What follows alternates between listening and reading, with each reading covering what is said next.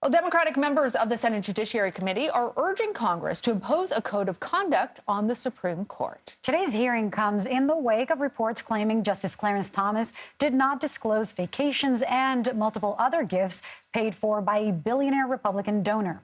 The panel's chairman, Democratic Senator Dick Durbin, asked Chief Justice John Roberts to testify. He declined the invitation. Senator Durbin emphasized the need for reform during his opening statement. Take a listen. The Supreme Court should step up and fix this themselves. For years, they've refused. And because the court will not act, Congress must. We want to bring in now CBS News legal contributor and Loyola Law School professor Jessica Levinson. Hey there, Jessica. So Supreme Court justices are not, interestingly, bound by a code of conduct like other federal judges. Why is that? Is there an argument against creating one? There is, and I know that this sounds counterintuitive for people because the Supreme Court justices are the most powerful federal judges. So, of course, we would want them to adhere to a code of conduct. As we've seen, and as we talk about these big cases, they have so much power over our lives. But the question is, who's going to enforce it? So when we think about a Supreme Court code of ethics, we need to have somebody enforcing that code of ethics. Otherwise, it's just suggestive, not mandatory, which is exactly what we have now. We don't have any body that oversees the Supreme Court. And so I think there are some real practical and administrability issues when we talk about this particular code of ethics. Are they going to police each other? What would that do to their ability to work?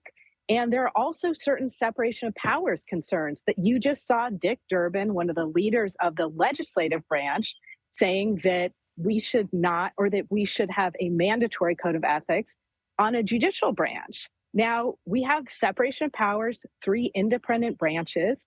There are some legal questions there as well. Now, it makes sense that the reason it doesn't exist is because there's nobody as superior to the Supreme Court.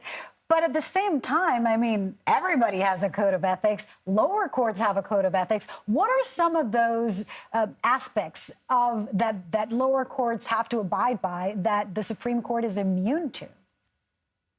Well, so there are different codes of conduct and judicial canons when it comes to how judges should conduct themselves.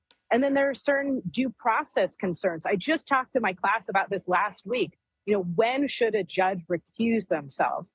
And the answer is that there are basically 2 buckets, and they fall within either you should recuse yourself or you should disclose certain information. And that's what we're talking about with respect to Justice Thomas, that he should have disclosed certain gifts, for instance, that he received from a large donor, gifts related to travel.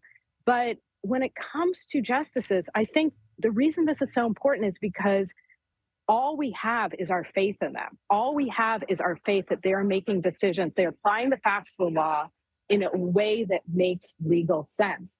And so if we start feeling that they lack integrity, that we shouldn't respect them, then we really have a breakdown. And that's why we do have those 2 buckets, the conflicts of interest where you have to recuse and the disclosure where you just have to be transparent and tell people, here's what's going on in my life, often financially speaking. Jessica, it's so interesting. I feel like oftentimes we are the lucky beneficiaries, almost being in your class, because you help us to understand these complicated issues in a very simple way. But when we're talking about faith in our institutions, part of the question that you raised was that who is going to police this? And we saw that Chief Justice John Roberts declined the invitation to come to a hearing before Congress. His rationale was that it creates an issue with the separation of powers. Is this then a valid concern that he has? So, I mean, yes, and it's also valid that people are very worried about the Supreme Court and them potentially transgressing certain ethical norms. So they're both valid concerns. I mean, I think, frankly, he didn't want to sit there and get a political lashing while members of the Senate Judiciary Committee said, you don't know how to police your own house. Why are things in disarray? And let's remember where we are with respect to the Supreme Court. It was almost exactly a year ago that the Dobbs decision leaked. That really did harm the integrity of the court. It made a lot of us question what's really going on.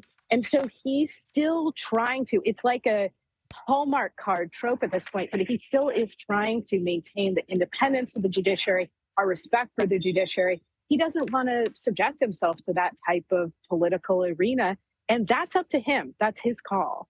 We know Americans' faith in all these institutions has continued to lower. Jessica, we really appreciate your insight on all of this. Thank you.